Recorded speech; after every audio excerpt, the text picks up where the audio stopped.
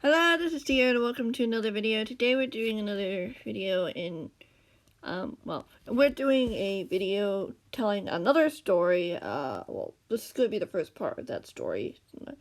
I don't know how long this is going to be. You can probably tell from the title of this video what it is. It's a continuation from Stone Lost Hermits. Just doing story after story after story. Just a side note, it really reminds me of other things that people have done, but this is interesting. The story is not canon to Hermitcraft, as you probably already know. If you don't, then it was also written for fun, and it's the first Mumbo perspective. But I think I would want to point that out. It is a Mumbo perspective. I finally did one. Nobody asked for one. But I did say I kind of want to develop this character a little bit more. I wanted to do something with this character. I just didn't know how to do it, and I found a way. Just had to take some time to get inspired and know what I need to do. You should probably get right into it. That's what you want. You just want to see the story. I am teasing you. Teasing you at this point. Chapter 1. Mumbo slipped out from behind the vault. He closed it behind him, hearing the faint sound of a machine humming in the background before the door closed, muffling the sound. He secured the vault as he looked into the room, nearly empty and bland, save for a few chests and barrels he had for extra storage. No one seemed to be down here, much less anyone relating to the chaos that had been happening above ground for months, if not nearly a year. He glanced over his shoulder. The vault entrance was painted almost the same color as the wall. The only hint that it was there was a faint shadow that was cast from the redstone lamps overhead. His escort was upstairs somewhere, keeping watch in case any intruders came by. Mainly mysterious men, who no doubt liked to target him for whatever reason. It was mainly why he'd gotten his tunnel system upgraded with high security and traps outside of the base. Of course, there was a few inside, matching his best friend's green traps they had both worked together on. It had been a while since the men had dared to show their faces here. Perhaps they stopped trying at this point, intimidated by his boost in security. It was one thing about a secure vault, but another to have a secure base, and perhaps he had finally accomplished that. Mumbo walked over to the hallway at the far wall, seeing a staircase leading upstairs as he felt... I don't know why I called it the hallway when it's just the room, just so you know. Leading upstairs as he felt a cool breeze brush against his pants. Trousers. I'm not sure which one to use. You use what you want.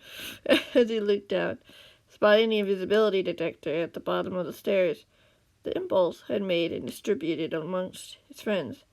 His model was a bit more shinier and new than most of them, having a feature that would not allow them to turn off as easily. Seeing the mysterious men had easily been able to maneuver them in the past. The hermit shrugged, glancing over his shoulder one last time. There was no one lurking behind him. Honestly, he wouldn't have minded as much if he found Korean down here, but no.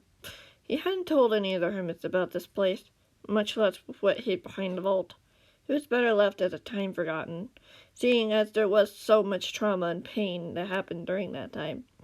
Mumbo shook his head, starting to climb up the stairs as he kept his eyes forward. His secret was safe down here. Finally, he made it to the top of the stairwell as he pushed open the closed hidden door before revealing the hallway that separated the main room from the kitchen. It wasn't very big, and it seemed to be completely empty as he stepped out from the hidden tunnel, closing it shut behind him as he did so. The hallway and the rooms next to it were very quiet, quieter than he remembered leaving it. He was pretty sure he'd turned on the redstone systems before he came down here to detect if anyone entered the base. He hadn't heard them go off. It was almost like he'd never turned them on. Had his escort done it by accident? Perhaps he thought he was being helpful by turning it on, but was unaware that it had already been turned on. That couldn't be right, because surely he would have heard it. Hello? Mumbo called aloud, walking from the secret door to the main room, where the mechanism was hidden, almost making it when he heard footsteps from behind him. The hermit whirled around, seeing someone casually walking down the hallway as if he owned the place. The man was tall and lean, perhaps almost as tall as he was. You remember, Bubba was pretty tall. The man's face brightened when he saw him as the hermit reluctantly looked him over. There you are. I was hoping you'd be home, the man said cheerfully, readjusting his black cap on top of its wild, dark curls. It's good to finally meet you. What are you doing here? Mumbo asked wearily. Were you the one who turned off my alarm system just now? Was that what it was? Oh, my bad, the other man shrugged. It was getting too noisy for my liking. Mumbo frowned, unsure what to make of that statement. He didn't quite line up as he glanced toward the main room, wondering where his escort was. Maybe he'd gone outside to patrol the place. You still haven't answered my question of how you got in here. That's not important. The man brushed off as he crossed the hall, the hermit taking a wary step back. Mr. A has a very big request for you. I don't think you want to pass it up. I'm not helping you. Never have and never will, Mumbo said defiantly as he lifted his chin. You have heard what happened the last time someone forced me to hijack my own friend's communicator. The man shook his head, a smile creeping onto his face there slowly. That's not why we're here, YouTuber. Hermit swallowed as the man lunged to grab him. As he whirled around and ran to the main room, heading for the machine at the back wall, he'd know would signal his escort. Before he was able to, something jumped in front of him, cutting him off before he was tackled to the ground. He grunted in pain as he was rolled onto his stomach, his arms pinned behind him. The man who'd appeared out of nowhere kept him put. Might want to tie him up for the moment. Can't have him trying to call for backup again, the second man said so calmly, his tone rougher. He sounded about 20 or 30 years older than the first man. As the hermit looked up, Mumbo watched as the first man walked in the main room casually, tossing the second one a rope. Let me go, you can't do this, Mumbo insisted firmly, as the first man closed the blinds to obscure anyone's view from inside. Felt the rope being tightly tied, keeping his wrists behind him as the man dragged him to his feet. Relax, if Mr. A wanted you dead, he would be, the second man warned in his ear. Your escort's a bit busy as it is, so there's no point calling for help. Can you fish for his communicator for me? The lean man asked the other man. Mumbo fidgeted a little bit as the second man went into his pockets and pulled out the communicator, tossing it to the man. He pocketed it himself. You're not going to turn that off? Mumbo asked curiously. Raised an eyebrow. And tell all your friends that you're in trouble? I don't think so. Guess that's a fair point, Mumbo muttered sheepishly as he glanced toward the window, unable to see much through it. Where was his escort? Had the men overpowered him or something? Or was there backup he wasn't aware of? So why does Mr. A want with me? What? What does Mr. A want with me? Oh, I think you know the answer to that, the first man replied. His light attitude from before completely vanished. You have a secret he wants to get his hands on. You won't find it, Bubba said, lifted his chin again, boldly. I think we will. The man narrowed his eyes as he gestured for the two of them to follow, and Mumbo began to walk out of the main room, past the trapdoor leading down to the tunnel systems, realizing that wasn't the destination the man had in mind. Mumbo swallowed as they walked into the hallway, as the man stopped, observing the situation before turning to him. Well, I'm not telling you anything, Mumbo said defiantly. The man sighed, looking up at the ceiling as if rolling his eyes at her. You really want to do this the hard way? If that's what it takes, or if it stays simply, you'll never find it. Well, I know you came through here, so that's a start. the man said casually, before starting to feel the walls as the hermit watched, wondering if he could buy enough time for someone to come help. Then again, he hadn't even been able to send a call for help, so how would he assume that would happen?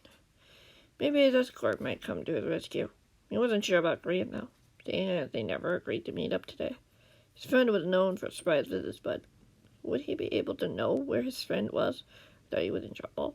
He wasn't sure. He just hoped the man would give up. The man would give up and force him to tell them. He doubted that, though, especially as the man inched ever so closer to the spot, glancing back to see if the hermit's expression shifted in any way. Mumbo didn't flinch. He couldn't. Too much was on the line for him to give up now. Chapter 2. Mumbo watched as the man inched closer to the mechanism that would activate the hidden door. He bit his bottom lip, trying his best not to say or do anything.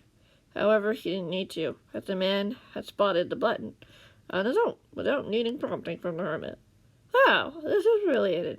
Well," the man complimented as he pressed the button. The doorway opened again, the piston gears creaking as the hermit stared down the stairs. "There's nothing down there, just, boxes where I put my defunct redstone gadgets," Mumbo said calmly. Excuse me. His heart pounding in his chest as the man ignored him, gesturing for the two of them to follow again. The hermit had no choice but to comply as he took a step onto the wooden stair, hearing it creak painfully under his weight. His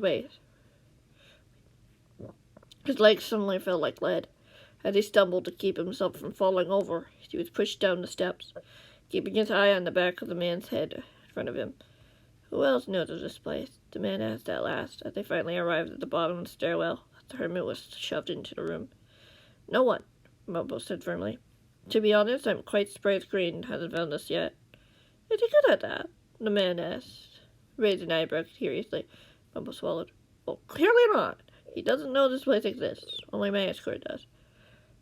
Very well," the man nodded, as he approached the disguised vault door. "Now, can you tell me how to unlock the safe?"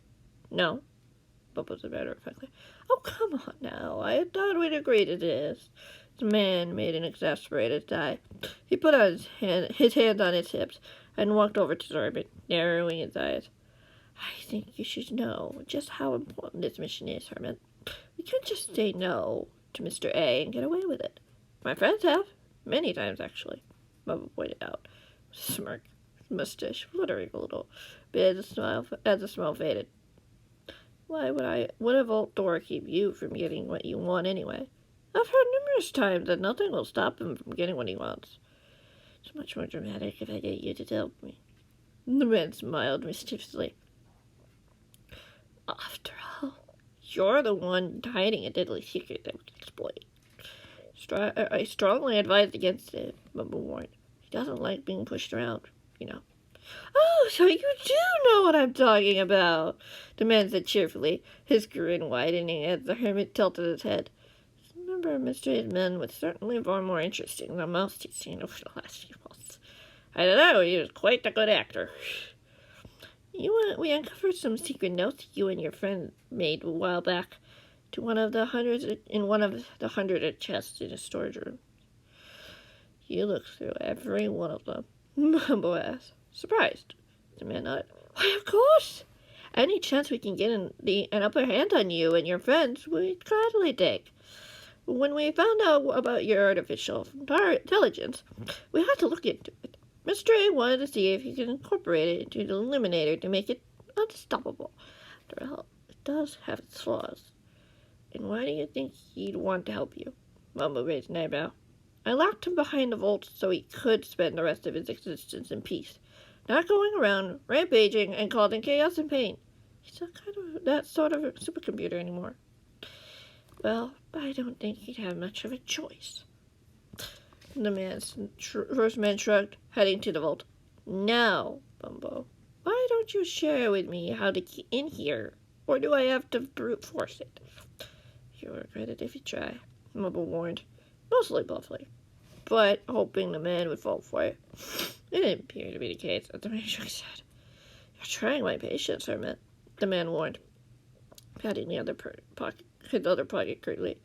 I have no issue requesting Mr. A to send in a surprise attack on one of your friends. Perhaps Green? That's too predictable, Mumbo said blandly, trying his best not to react to the threat. Plus, even if you send an Illuminator, we know how to destroy them. It's not worth it. Besides, why would I help you create something that could end up hurting more people than intended? The man shook his head with a sad smile. Well, I guess that's a question you won't have to answer. Grainer, can you help me bust this stupid ball open for me?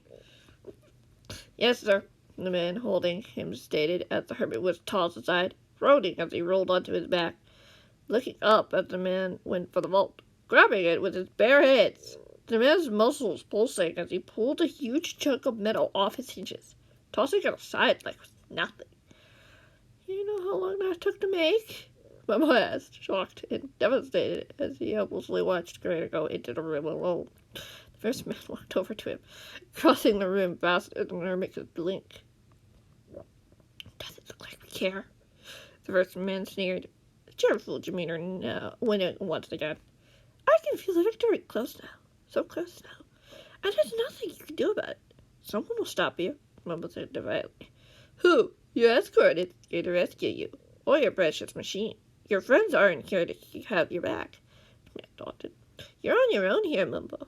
I might even leave you down here to rot with all the delay you've caused me. Destroying Walter's code before noon today, so there's not much more time to waste. You won't get away with it, Mumbo said firmly. Struggling to sit up, the man pushed it back down with a half-hearted kick. Sure we will. The man only smiled, looking back at the other room, and yelled, Do you have it? Just about. It's really trying to keep me from downloading it, cried matter-of-factly. Well, why don't you hurry it up? We don't have much time, the man replied impatiently. He shook his head. Sidekicks, am I right? I disagree, actually, Momo stated bitterly, looking away from the man as he said it. Suit yourself, Hermit. There's no way you can get help down here anyhow. You're probably starved to death before someone finds you. The man chuckled. I got it! Finally! Grinner's triumphant voice cried as Mumbo felt a pit of dread fill his stomach. Now, let's go, the first man demanded, huffing as he headed for the stairwell. Grainer reappeared, pocketing what appeared to be a chip of some kind that could connect to the computer. Do we leave him here? We just leave him here? Mr. Drake could find him useful. The code doesn't want to cooperate. Second man gestured to him. First man hesitated before shaking his head. No, let's cut our losses and get out of here. His friends won't be happy with him anyhow after they learn what he's done. But I've done nothing wrong, Mumbo insisted. They won't know that if you're dead. The man smirked as the creator began heading up the stairs.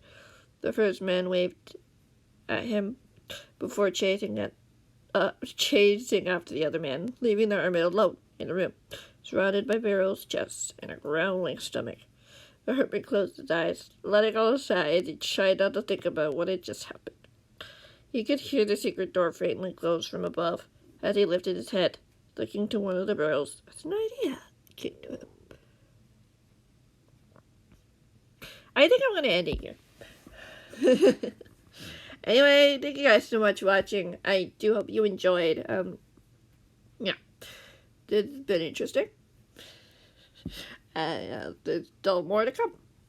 I will see you guys in the next one. Yeah, let me know what you guys think and what's going on, and yeah, we'll see you in the next one. Whenever that might be. I am repeating myself. Goodbye.